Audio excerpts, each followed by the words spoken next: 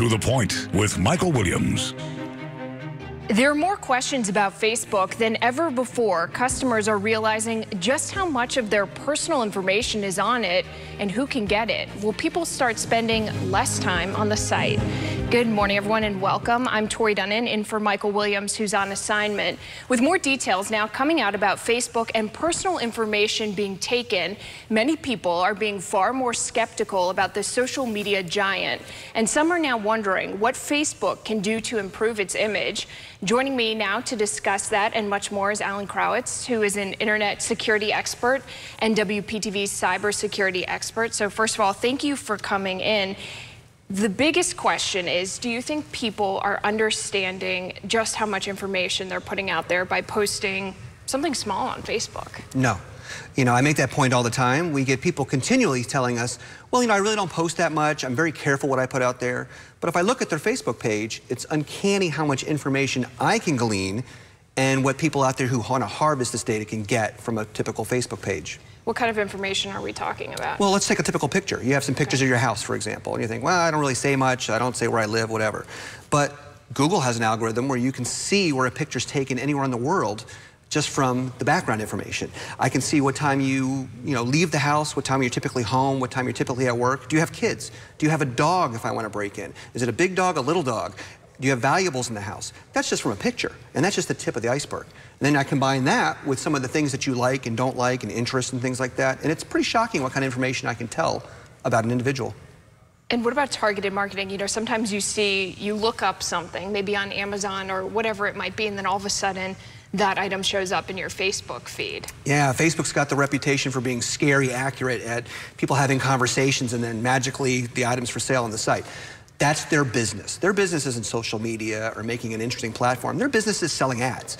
So they are uncanny good at harvesting your data, your interest, your likes, to present ads and information that will get people to click on things. How easy is it for a company that we've heard a lot about recently, Cambridge Analytica, to get that personal information? We're giving it to them. It's super easy. All these surveys you see out in the web, free programs, free little trivia. Oh, are you a Libra? And what does that mean? And, you know, these weird things that are out there. They're frequently a reason that they're asking for this information and offering some kind of free game or, or insight. It's because that information is valuable to them. And they are really good at collecting this data. What's even more scary is what they can do with the data, using things like artificial intelligence, algorithmic comparisons of the data. They can really tell a lot about you that's kind of shocking. It's almost a way of life now that you partake in social media, and for a lot of people, they feel if they don't, then they're missing out on really what's become a normal everyday activity. What can you tell them is okay to post, what's not okay to post? Is there even a line in the sand like that? There's almost not, It's almost to the point now where the damage is done. And think of it this way, even if you're not on social media, there's so much information out about you that you haven't even volunteered. One of the big issues with the Facebook Cambridge Analytica break is that people could tag you as a friend or reference you on Facebook, and that exposed some of your data, just by having you as a friend on the site, even if you're not posting. Not to mention the large amounts of data about any given person on the internet in general. It's kind of shocking if you know where to look, what you can find out about anybody, and this is information they haven't even put out there. So to answer your question, the ship kind of has sailed already.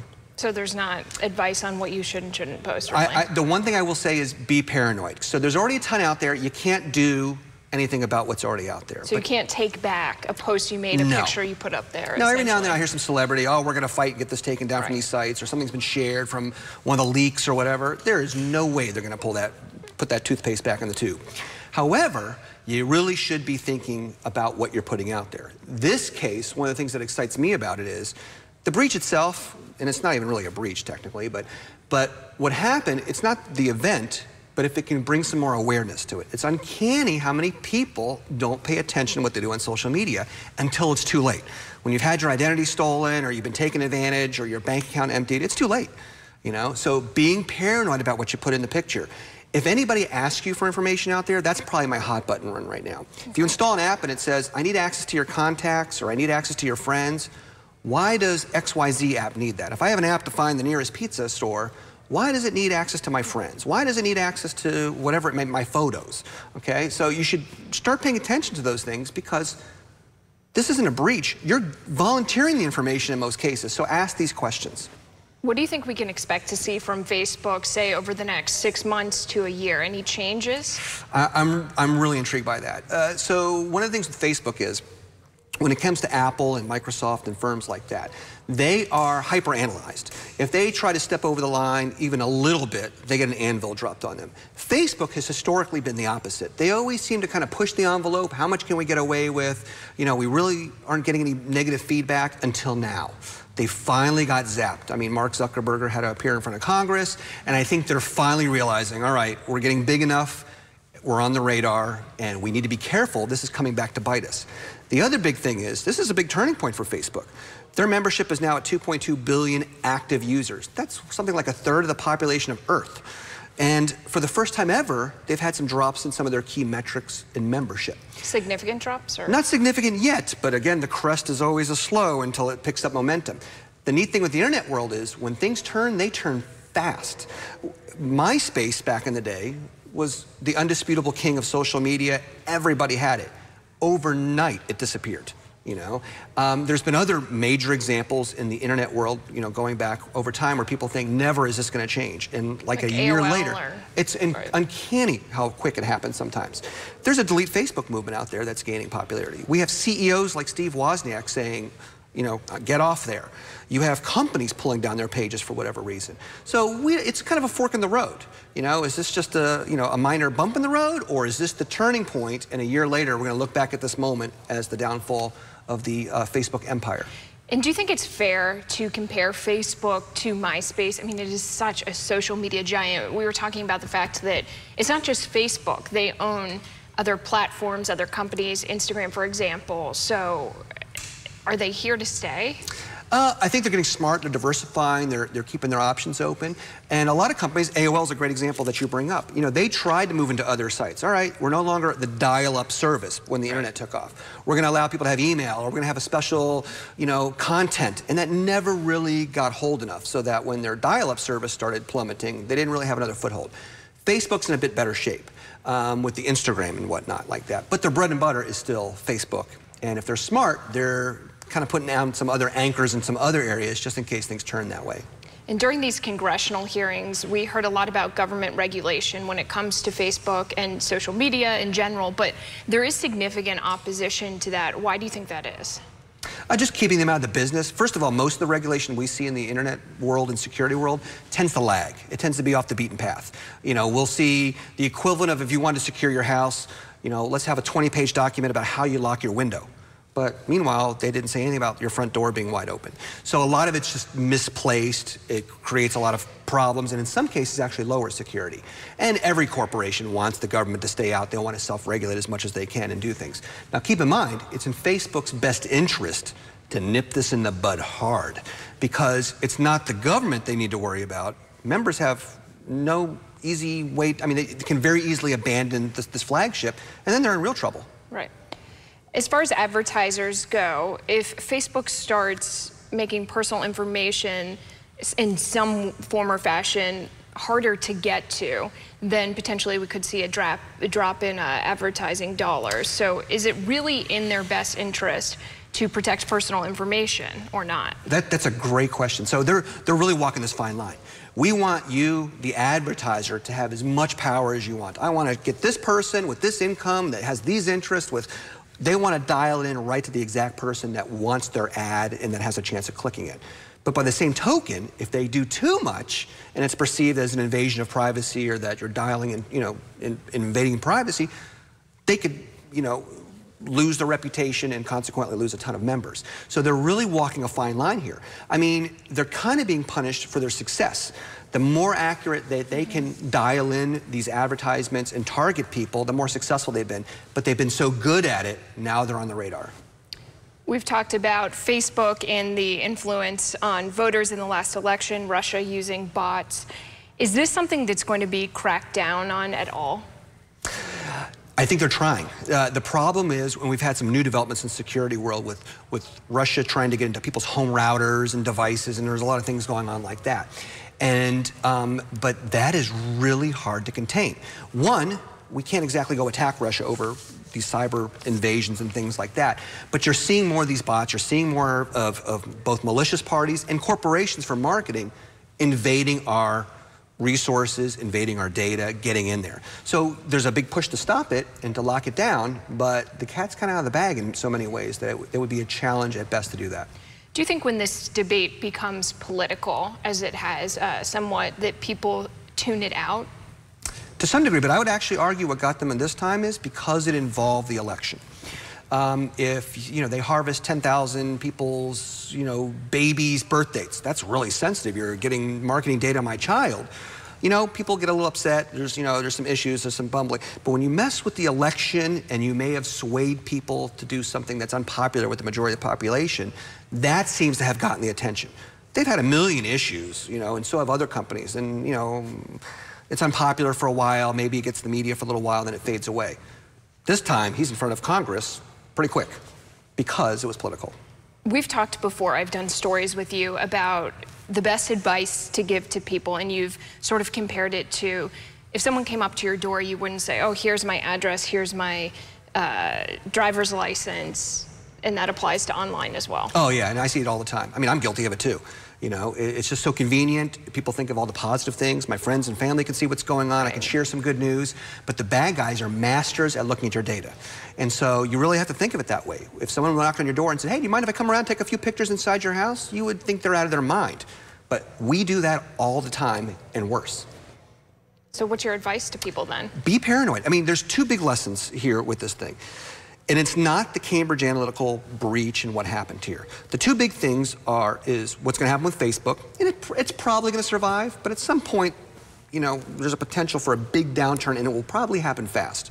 The other one is, this is the wake-up call. We preach this. This is not news to anybody out there. Be careful what you put online. Everybody's heard this before.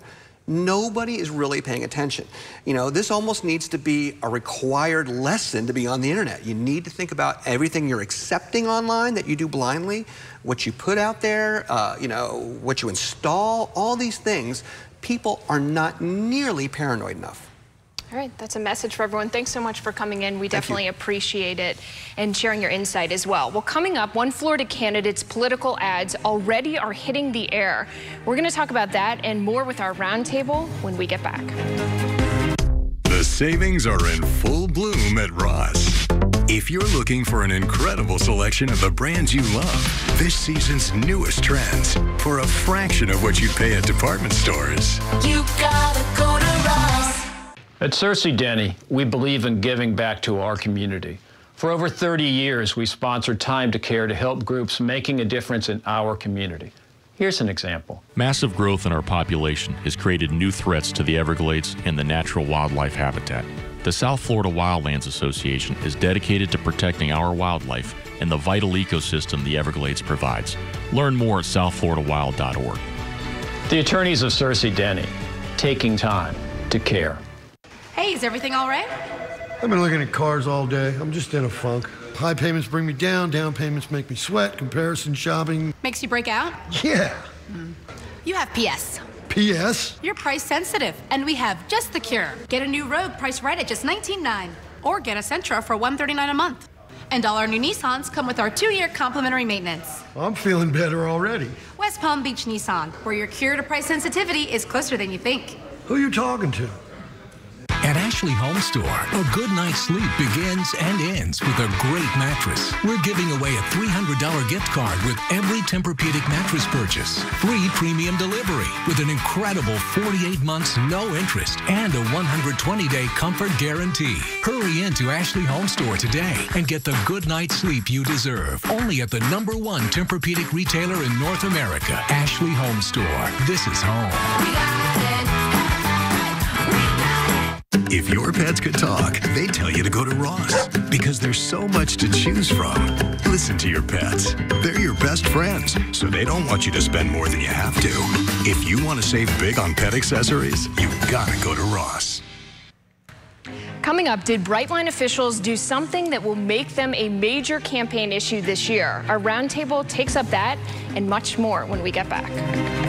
Steve Weigel, if it's going to be really bad, he takes off his jacket and he rolls his sleeves up. So when you see him rolling the sleeves up, you know that we're headed for some bad weather. When the biggest storm in the Atlantic is coming straight for your house, Steve Weigel still keeps you calm and cool and collected. We were all in the kitchen. We were all watching Steve. And It's no surprise. South Florida trusts Steve Weigel. Tomorrow at 5, watch WPTV News Channel 5. La Mesa RV's huge inventory and everyday low prices saves you money. A new Thor Synergy is discounted over $51,000 now, $89,998 with a payment of only $475 per month. Everyday low prices at La Mesa RV in Port St. Lucie. It's a musical. Something Rotten is an explosion of musical joy. I love it, I love it, I love it. It's got the most laughs, the most singing and dancing, the most surprises, and 10 Tony Award nominations, including Best Musical. It sounds impressive, doesn't it? See something hilarious at Something Rotten. At the Kravis Center, May 1st through 6th. Visit kravis.org or call 561-832-SHOW. I'm sure it'll be a show they'll never forget. Get ready to save. Bear's $20 million sell-off is on. Huge savings store-wide. We're making way for new collections. Up to 70% off every piece of designer furniture. Natuzzi, Broyhill, Stanley, Thomasville, all at rock-bottom prices. Everything must go. Save 70% off this Broyhill dining set. Sleepers from $4.98. Shop now. Bear's $20 million sell-off.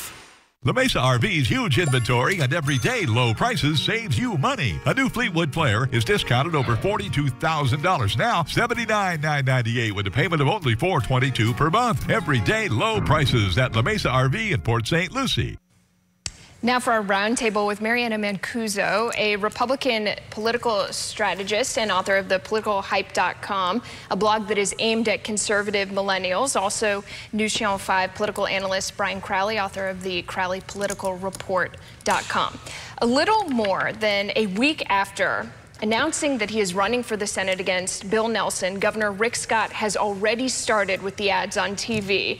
You might have seen them as well. He is spending $3 million initially on TV ads. Are we seeing, once again, the Rick Scott overwhelm the competition with ads strategy? What do you think?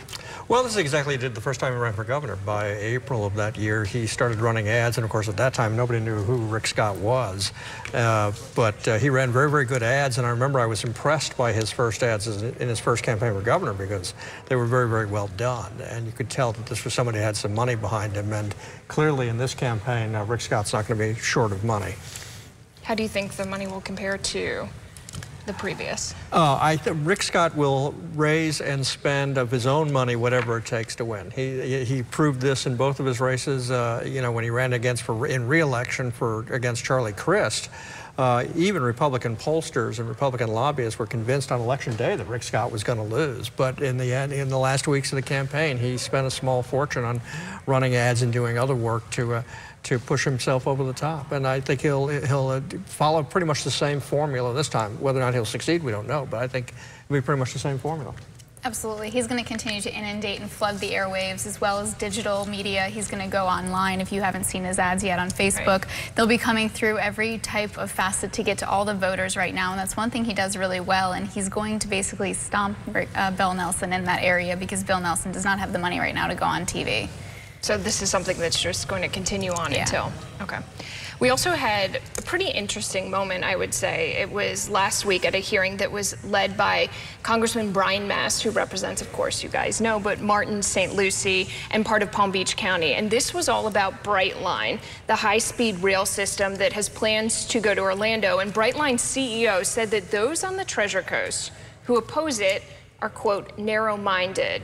Have we just started seeing what could become a major campaign issue with this, or has this just been building? Well, I mean, it's been building ever since Brightline announced and, of course, then said that they weren't going to open a station in Stewart or anywhere else in the Treasure Coast. So this, you know, there are a lot of folks who would not have opposed it had they announced that they were going to open a station there.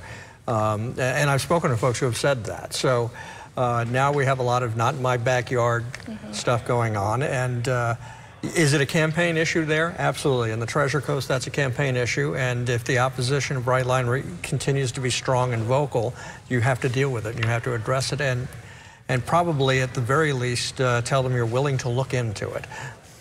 Do you think the opposition even matters in the long term here? I think that what's important for Brian Mast and his campaign to re-elect is that he's hyper-local. That's what won him the election the first go-around. That's what's going to win him a re-election, is the fact that he's focusing in on Brightline, which Martin County has a strong foothold in Brian's district, and they really don't want to see Brightline come through, and they're going to be the voters that turn out that vote for Brian for representation in D.C., and they're ones that are donating to his campaign directly, and he separates himself from his competition as the hometown hero versus the Johnny-come-lately.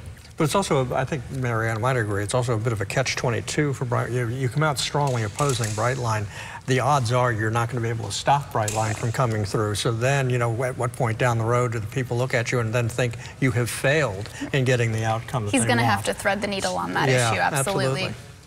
Do you think, though, that the fact that the CEO said this, calling residents of the Treasure Coast who oppose Brightline narrow-minded, sort of set up the congressman easily to then oppose that, and it creates right and wrong right there? It was a dumb thing to say. He had no reason to insult the people in the Treasure Coast who oppose the train. You know, you speak to them in a professional manner, and Brightline, I know, has done a great deal to try to explain what they're trying to do, but you know, you don't. That was just uncalled for, the comment that he made. It was, you know, and it was not very professional. And if he had a boss, I'd fire him. 100%. He's given them fodder for this election cycle all the way to November. All you have to do is put that on a loop and replay, and anybody that is supporting Brightline will hear from those voters on Election Day. And do you think the opposition is strong enough in the Treasure Coast to stop Brightline? No. Ultimately, I don't think they can stop Brightline. No. Okay, we're going to talk about another really big story. We talked about the passing of former First Lady Barbara Bush last week. We know the Bushes have just a huge tie to Florida, right? Even before Jeb became the governor. How do you think she will be remembered nationwide, but specifically here in South Florida? Well, you know, the Bushes spent a lot of time on Jupiter Island many years ago. They used to have a home there, and you know, President George Bush I, you know, used to play golf there on the golf course there.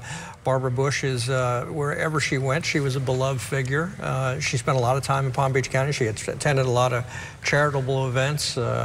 And I think that, you know, she left a strong and lasting and loving impression on a lot of people in Palm Beach County, both Republican and Democrat.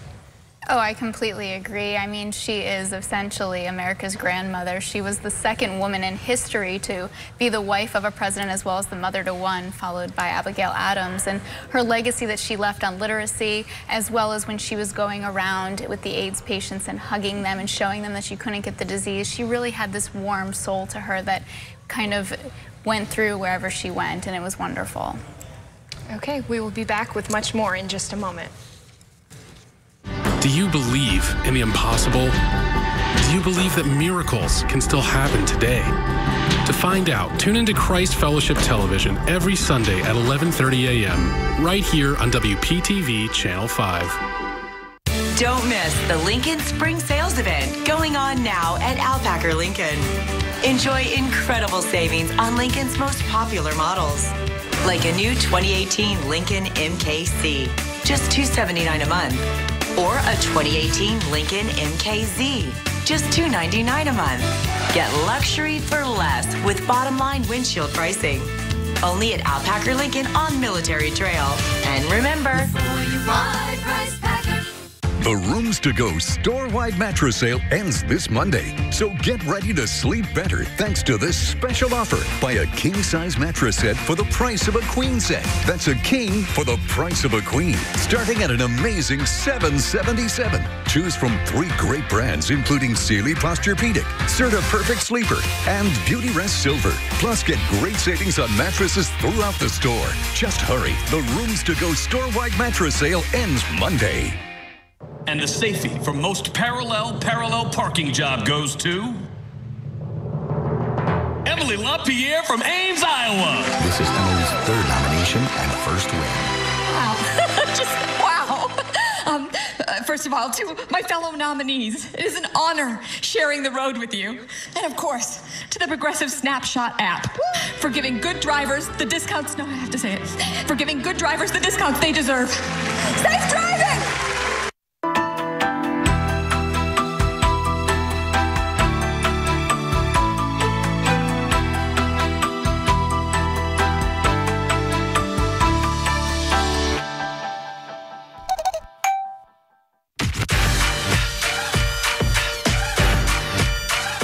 It's good to have options.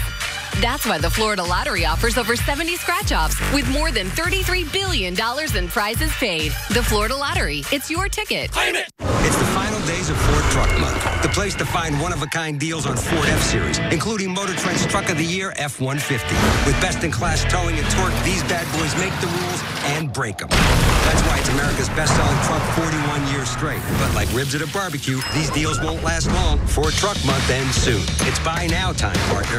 During the final days of Ford Truck Month, get up to $11,750 in total savings on Ford F-150, only at your local Ford dealer. It is now time for our closing comments, beginning with the Mancuso moment. You're up. Well, Congressman Crist and Congressman Curbelo have co-sponsored a bill called the Honest Ads Act, which is seeking to improve disclosure on online ads. We're looking at you, Russia, to ensure that you're not toying in our ads and meddling in social media for the upcoming election. So we'll be keeping an eye on that bill. Something we talked about previously on the show. Well, you know, as the election gets underway and we start seeing a lot of these ads, and the ads generally will tend to be negative, and they will tend to slam everybody. And why is that? You ask individual voters, and they will tell you they hate these negative ads. But why do the negative ads run? The negative ads run is because it works. And maybe voters need to start setting politicians to a higher standard. If you don't want all the negativity, you have to object to it. And you have to say, that's not how you get my vote. So if we really want to change the body politic, it always starts with the voters. All right, good point. All right, so thank you for spending time with us on today's To The Point. If you'd like to send us your comments about today's broadcast, just go to WPTV.com and click on the To The Point page, and you'll find a section to send us your views. Have a great rest of your day, everyone.